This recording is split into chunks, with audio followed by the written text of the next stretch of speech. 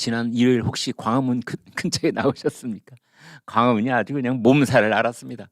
저 광화문에서 쭉 서울시청 있는 데까지 이렇게 교통이 거의 마비되다시피 했고, 이제 보수 우파 쪽에 시민들도 많이 나오셨고, 또 반대쪽에서도 많이 나왔고. 이제 그러는데 그런데 저도 깜짝 놀랐었습니다. 거기서 나온 뉴스 중에 하나.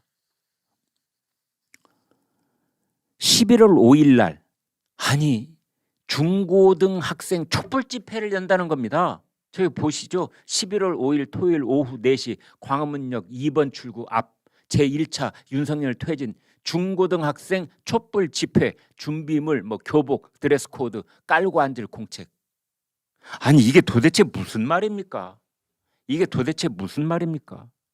역시 아니나 다를까 전국 학생 수호 연합, 전국 학생을 보호하는 연합.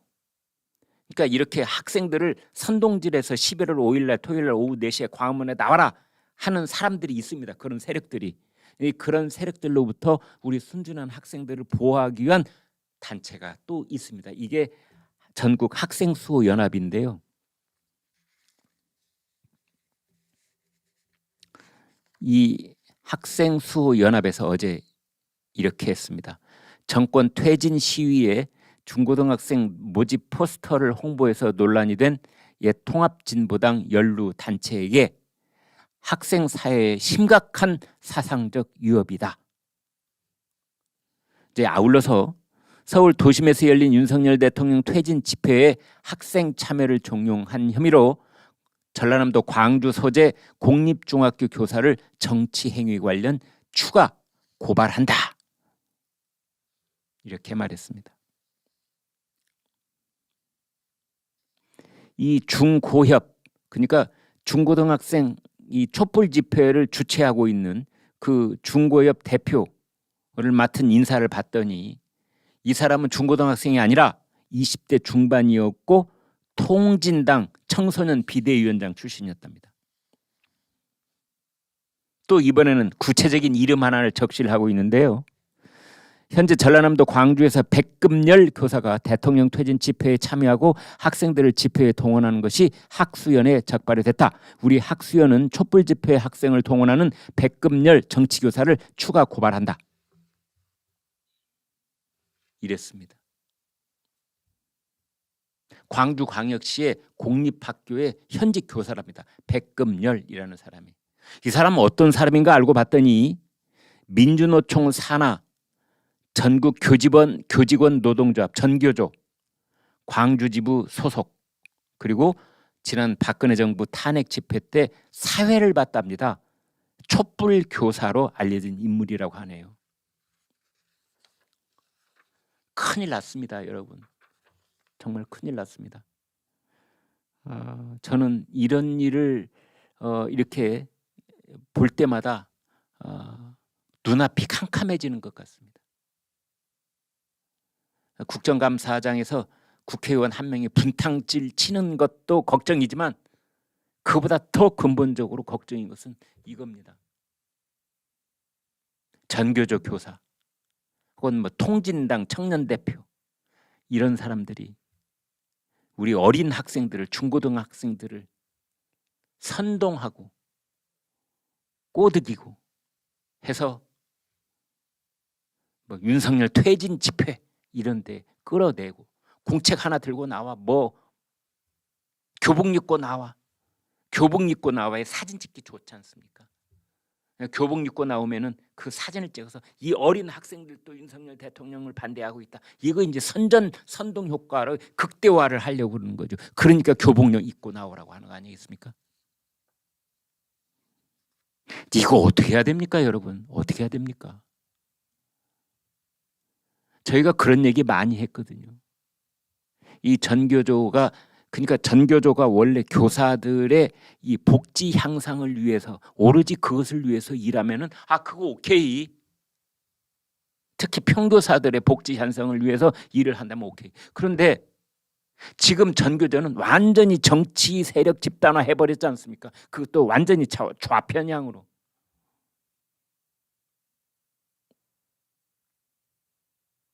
그 전교조 소속 교사들이 교단에 서서 학생들 앞에서 중학생, 고등학생들에게 이상한 사상적 내용을 왼쪽으로 완전히 편향된 내용을 주입을 하고 이제 학교 교실에서 하는 것도 모자라서 그 학생들을 길거리와 광장으로 유인해내고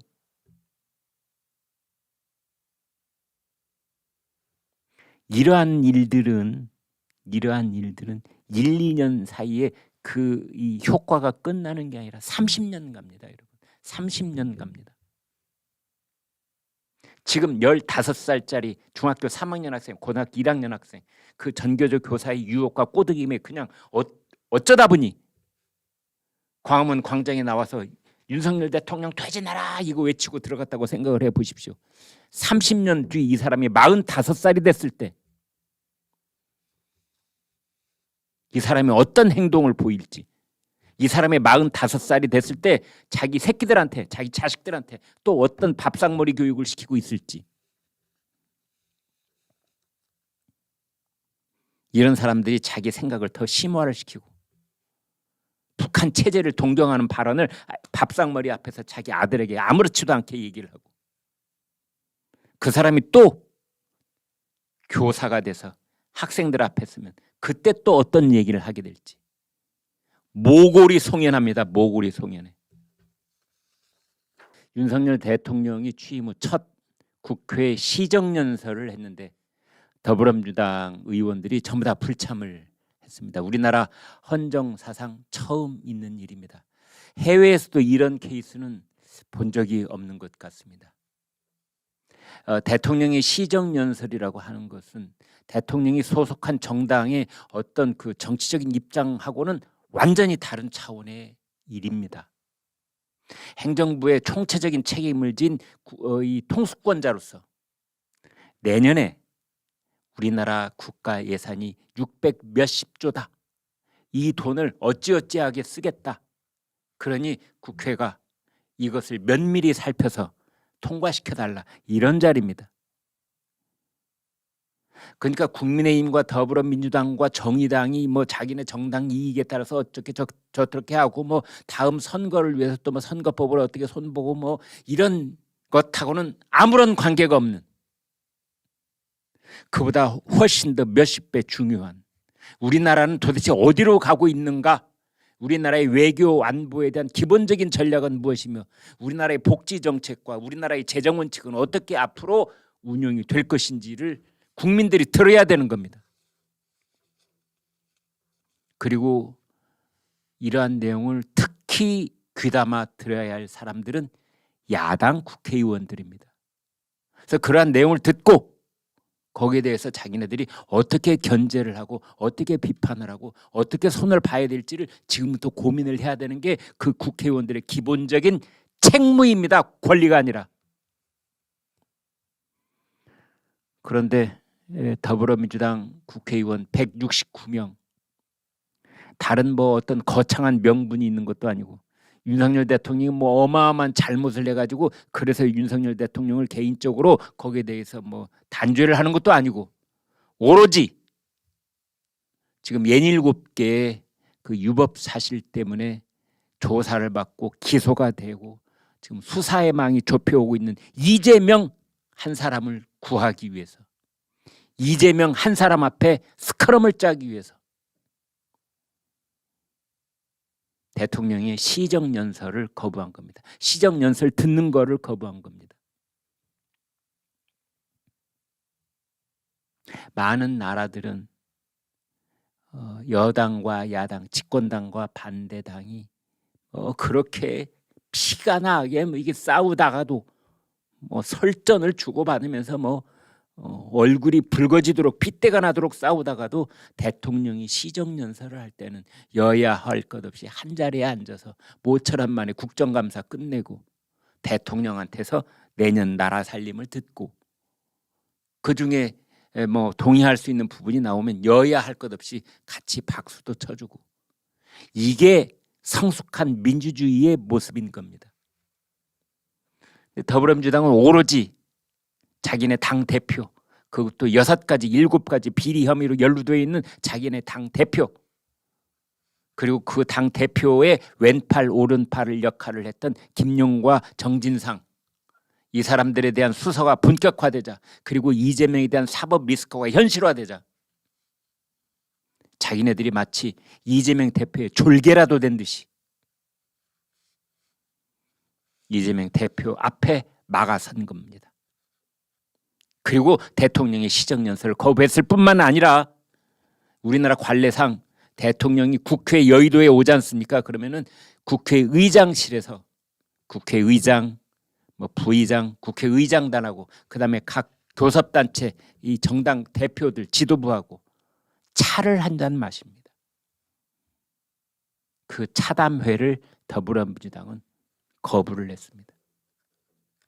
그리고 피켓을 들고 서 있는 겁니다.